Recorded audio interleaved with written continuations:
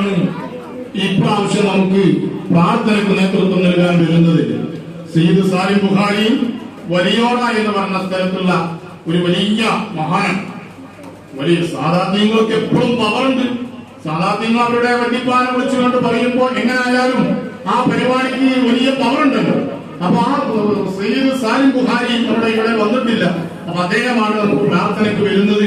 അതുപോലെ തന്നെ റിയാസ് സഖാഫി നീറ്റാണികളിൽ സയ്യിദ് വാപ്പുതങ്ങളുടെ അവിടെ വെച്ചുകൊണ്ട് നടക്കുന്ന പരിപാടിയിലേക്ക് മനോഹരമായ പ്രഭാഷണം, അതുപോലെ കഴിഞ്ഞ പ്രാവശ്യം നല്ല അടിപൊളിയായിട്ട് പ്രസംഗം നടത്തി അദ്ദേഹമാണ് പ്രഭാഷണത്തിനും വരുന്നത്. ഇൻഷാ അല്ലാഹ് എല്ലാ ആളുകളും ആ രാത്രിയാണ് പരിപാടി. മഗ്‌രിബ് നിസ്കാരത്തിന് ശേഷമാണ് പരിപാടി. മഗ്‌രിബ് നിസ്കരിച്ച ഉടനെ ഇൻഷാ അല്ലാഹ് മൗലൂദ് പാരായണം അതുപോലത്തെ കാര്യങ്ങളൊക്കെ തുടങ്ങി ഇശാ നിസ്കരിച്ച ഉടനെ തന്നെ പ്രസംഗവും പ്രാർത്ഥനയും നടത്തി പെട്ടെന്ന് പിരിച്ചുവിടണമെന്നാണ് താല്പര്യപ്പെടുന്നത്. നിങ്ങളുടെ എല്ലാവരുടെയും സഹായ സഹകരണങ്ങൾ ഉണ്ടായാൽ ഇൻഷാ അല്ലാഹ് അതൊക്കെ നാം തീരുമാനിച്ചതിനേക്കാൾ ഉപരി നമുക്ക് കൃത്യമായിട്ട് നടത്താൻ സാധിക്കും.